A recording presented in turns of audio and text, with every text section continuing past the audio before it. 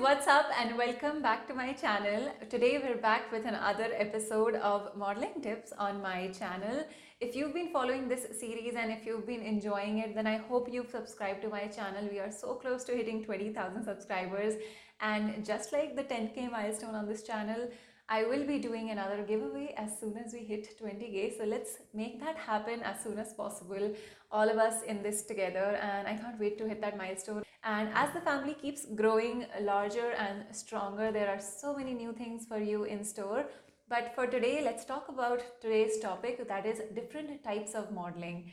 I get so many questions all the time about whether or not can I become a model. My height is so and so, or my complexion is like this, and I don't know if I fit certain beauty standards. And so I thought I would resolve all of those questions for once and for all and tell you guys all about the different categories of modeling that exist in the country. And no matter what shape, size or color you are, you all fit into some category of modeling.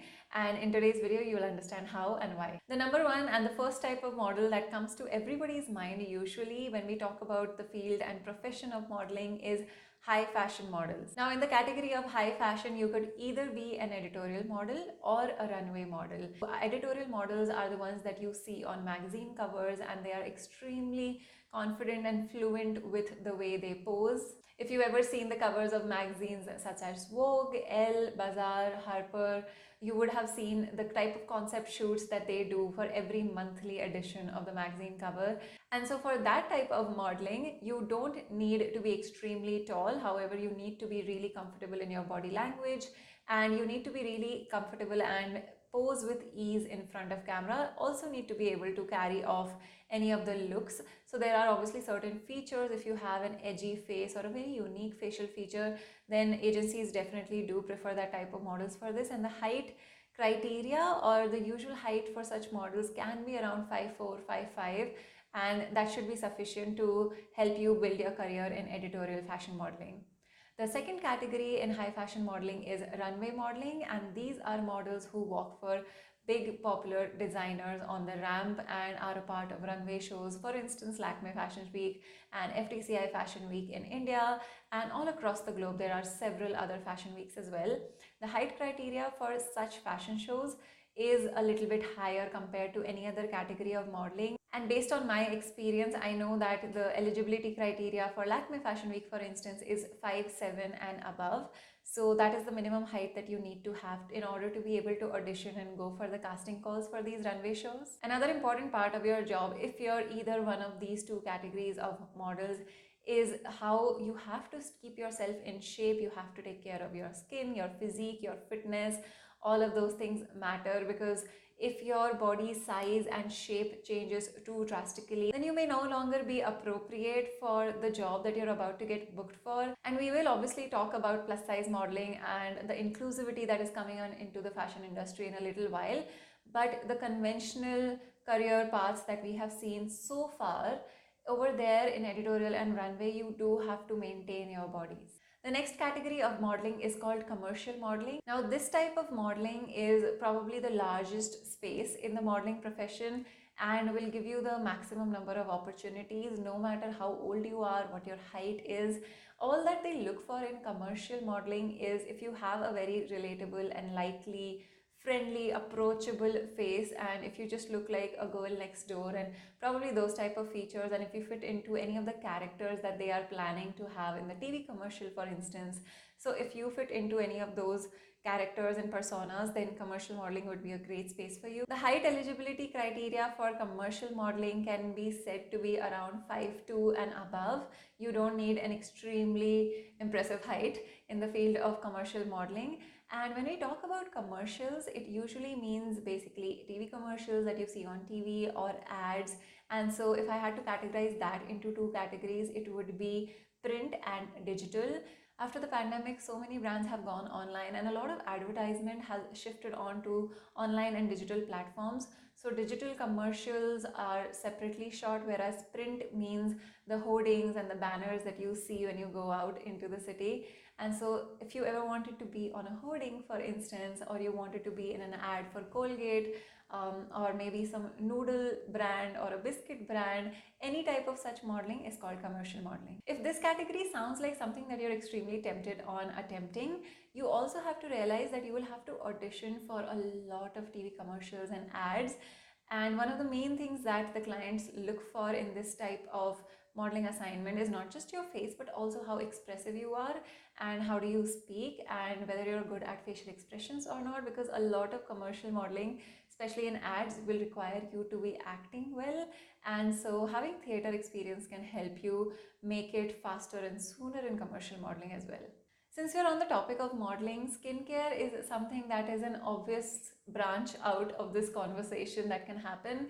And while a majority of us suffer from skin concerns such as acne and pigmentation and dullness, and there are so many products targeting your face skin concerns, however, very limited products are available when it comes to taking care of your body skin. Introducing the new Dermacore soaps, which are formulated with extremely nourishing ingredients and also don't dry out your skin because they are fueled with pentavin, which is a hydrating agent for your skin. So over here I have the salicylic acid and charcoal daily scented soap. This is what the soap looks like on the inside. I do think it looks pretty cute and tempting to use.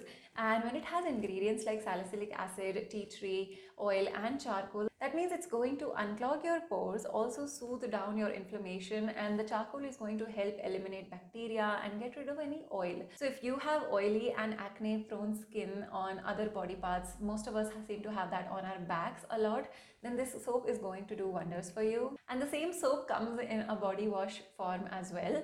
Similarly, Dermacore has also introduced the vitamin C glow body wash as well as the kojic acid daily soap. If you're someone who doesn't suffer with oily or acne prone skin, but you are someone who just wants glowing and brightening effects on their skin, then that range of products would be the right fit for you. Vitamin C, being a powerhouse of antioxidants, is obviously going to help brighten and even out the skin tone, and kojic acid and glutathione are other hero ingredients in these products that also assist in brightening the skin. So if these products sound interesting to you and you want to get your hands on them, then you can find them on Amazon, Nykaa and Flipkart, and also the Dermacore website, where you can use my code Nikita 2022 to get additional 20% off.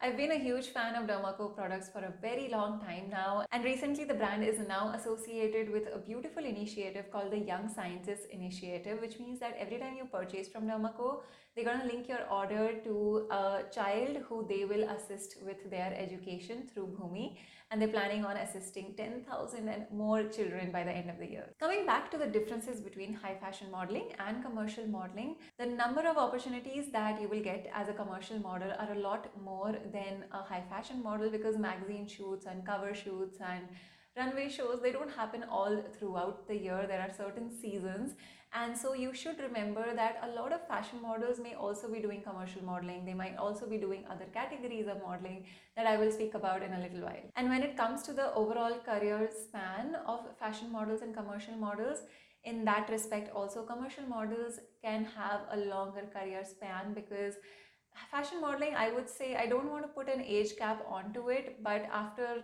30, 40, we don't see a lot of fashion models. However, when it's a commercial modeling assignments, even if you're 60, 65, 70, you could still be modeling as long as you fit the character. The next category that is a newly emerging category in the field of modeling has to be plus size modeling, and this category of modeling is more so dominated by women than men at the moment, and more designers are making garments suitable for people who fall in the plus size category. Although personally I wish it was just so inclusive that it was a part of normal body types and not something that was labeled separately. However, we understand that there are certain logistics that go into designing a garment, and so it's still a welcome change in the field of modeling. And so anybody who fits a size of XL and plus is considered to be appropriate and is eligible for plus size modeling. And in fact, in Lakme Fashion Week as well, we have separate auditions for plus size models, and you can go for those casting calls and get selected for such runway shows too. The next category is called swimsuit and lingerie models. And if you're a model who is primarily known for her work with swimsuit, bikinis or lingerie, then again your height matters, your proportions and your measurements do really matter. because your body and your physique would be quite visible in the projects that you're doing. And to be eligible for such projects, one of the mandatory requirements is to have a comp card which has your bikini Polaroids, which are different from Polaroids that you would have otherwise taken in, say, a black tank top and jeans. But if you want to apply for any lingerie or innerwear shoot and project, they will ask for your pictures in a black bikini. The next type of model is a fitness model, and these types of models are usually casted for projects that are for fitness brands such as HRX and Cult. Again, you have to take so much care about your physique, your fitness, and ensure that you follow certain diet and avoid salt so that you're not bloated, because you do want to look really toned and ripped on camera.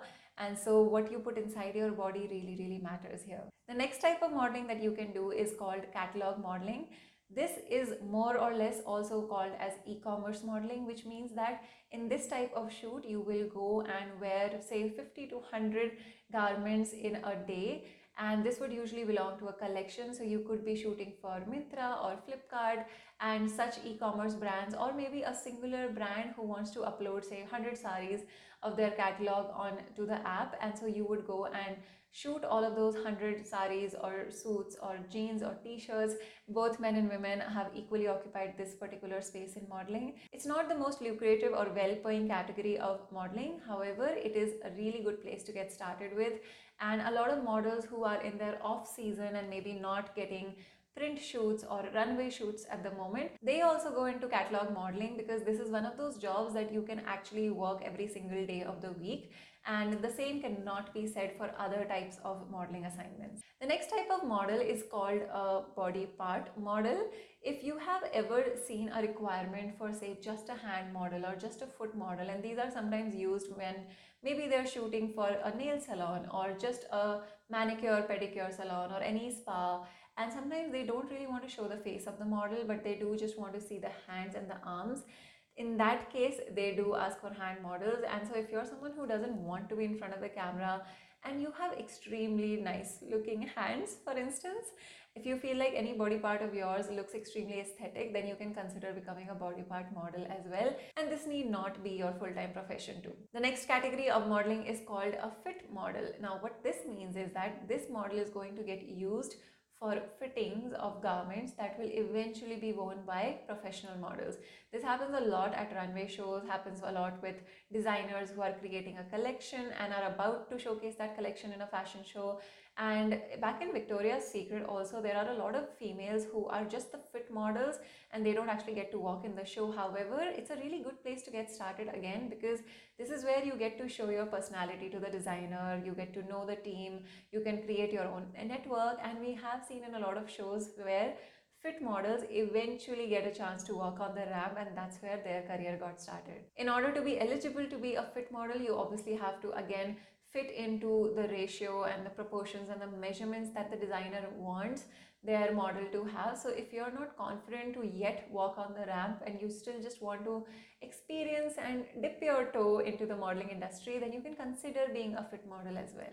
And the last category of modeling is called promotional modeling.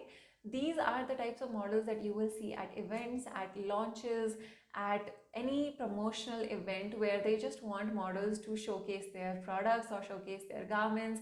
Sometimes you will see some models at car showrooms, and so these type of models are called promotional models. Again, not the most lucrative or well-paying job in modeling, and you should not look down upon any category of modeling as such, because there's always an intersection and crossover of models from one category to another. And because it's one of those professions where you will not have a Monday to Friday 9 to 5 type of job, so there will be days where you may not be getting the runway show or the editorial type of shoot that you actually wanted to do.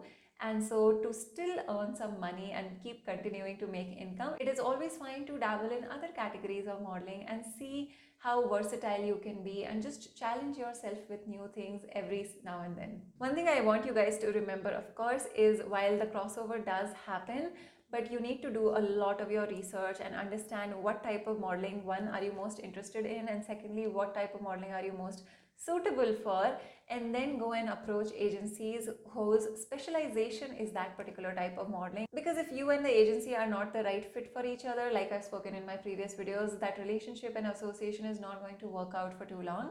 And so that's the crux of today's video. I've given you the different categories of modeling. You can do your own research and find out what type of modeling best suits you, your interests, and also your work-life balance and your routine.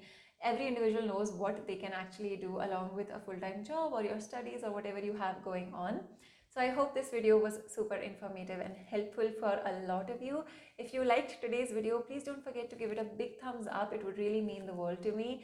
And as always, I love you guys so much, and I will see you very soon in the next episode. Bye.